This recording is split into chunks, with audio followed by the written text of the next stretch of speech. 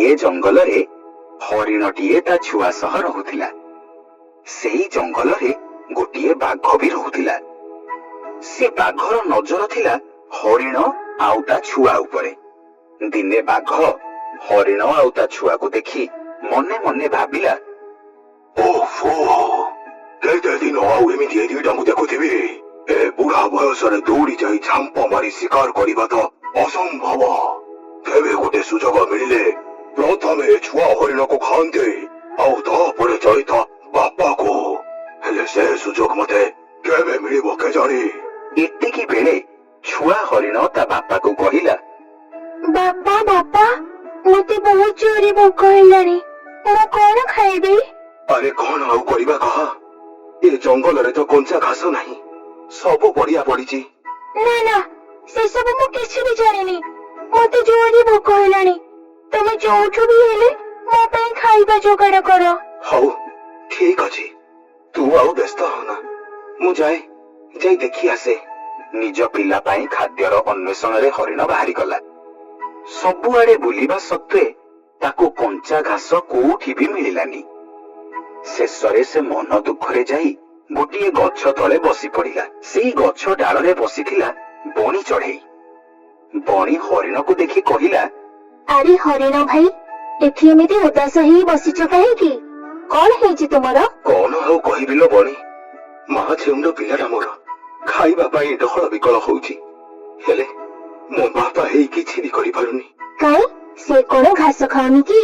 ଆରେ ଘାସ ଥିଲେ ସିନା ଖାଇବ, ସବୁଆଡେ ତ ମାଟି ଫାଟି ଆଁ କରିଛି, କଞ୍ଚା ଘାସ କୋଉଠି ଅଛି? ହଉ ଶୁଣ, ତୁମେ ବ୍ୟସ୍ତ ହୁଅନି। ମୁଁ ଗୋଟିଏ ଜାଗା ବିଷୟରେ ଜାଣିଛି ଯୋଉଠି ତୁମ ପିଲା ପାଇଁ କଞ୍ଚା ଘାସ ମିଳିବ। ବଣି ଘାସ ପାଇଁ ଉଡି ଚାଲିଲା। କିଛି ସମୟ ପରେ ବଣି କଞ୍ଚା ଘାସ ଆଣି ହରିଣକୁ ଦେଲା ଆଉ କହିଲା, ହରିଣ ଭାଇ, ଦେଖ, ତୁମ ପିଲା ପାଇଁ କେମିତିକା କଣ ଛନଛନିଆ ଘାସ ଆଣିଛି। ନିଅ, ତାକୁ ଖାଇବାକୁ ଦବ।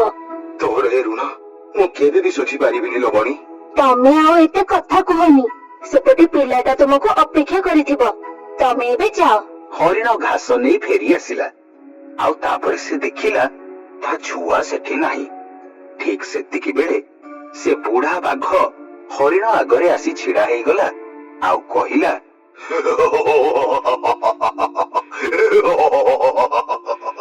ଆଜି ମୋ ହାବୁଡରେ ପଡିଛୁ।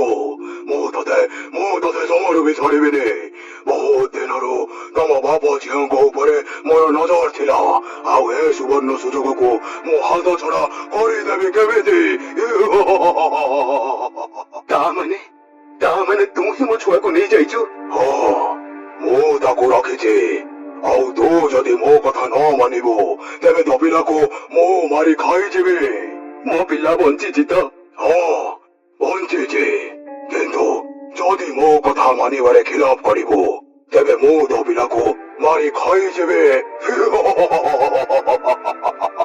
ନା ନା, ତୁ ସେମିତି କରନି, ଏତେ ନୃଶଂସ ହନି ତୁ। ମୁଁ କଥା ଦଉଛି ମୁଁ ତୋର ସବୁ କଥା ମାନିବି। ବାଘ ଭାଇ, ତୁ ମୋ ପିଲାକୁ ମତେ ଫେରେଇ ଦେ। ହଁ, ମୁଁ ତୋ ପିଲାକୁ ତତେ ଫେରେଇ ଦେବି, କିନ୍ତୁ ତା ପୂର୍ବରୁ ତତେ ଗୋଟେ ମାସ ପର୍ଯ୍ୟନ୍ତ ମୋ ପାଇଁ କାମ କରିବାକୁ ପଡିବ। ତାପରେ ଯାଇ ମୁଁ ତତେ ତୋ ପିଲାକୁ ଫେରେଇ ଦେବି।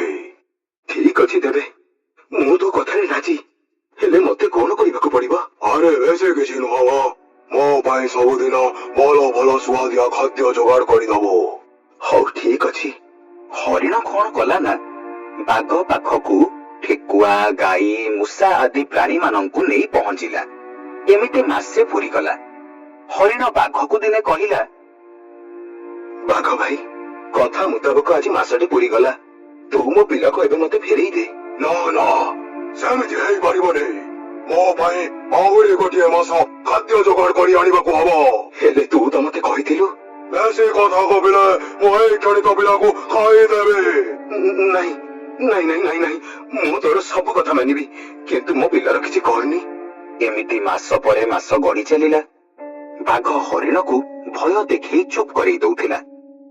ଦିନେ ହରିଣ ଗୋଟେ ଗଛ ତଳେ ଭାରି ମନ ଦୁଃଖରେ ବସିଥାଏ। ସେଇ ଗଛ ଉପରେ ବଣି ରହୁଥିଲା।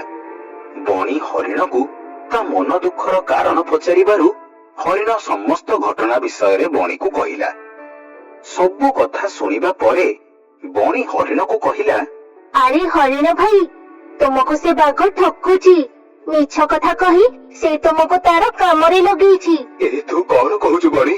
ମୁଁ ସତ କହୁଛି ହରିଣ ଭାଇ, ସେଇଟା ଗୋଟେ ବୁଢା ବାଘ। ନିଜେ ଶିକାର କରିପାରିବନି ବୋଲି ସେ ତୁମ ଆଗରେ ମିଛ କହି ତୁମ ଦ୍ୱାରା ଶିକାର କରି ନିଜର ପେଟ ପୋଷୁଛି। ହେଲେ ତୁ ଏ କଥା ଜାଣିଲୁ କେମିତି? କାରଣ ସେ ବାଘ ମୋ ସହ ବି ଏଇ ଖେଳ ଖେଳି ସାରିଛି। ମୋ ପିଲାକୁ ସେ ଆଗରୁ ମାରି ଖାଇ ସାରିଥିଲା। ଖାଲି ନିଜର ପେଟ ପୋଷିବା ପାଇଁ ସେ ମୋ ସହ ବି ଏଇଆ ହିଁ କରିଥିଲା।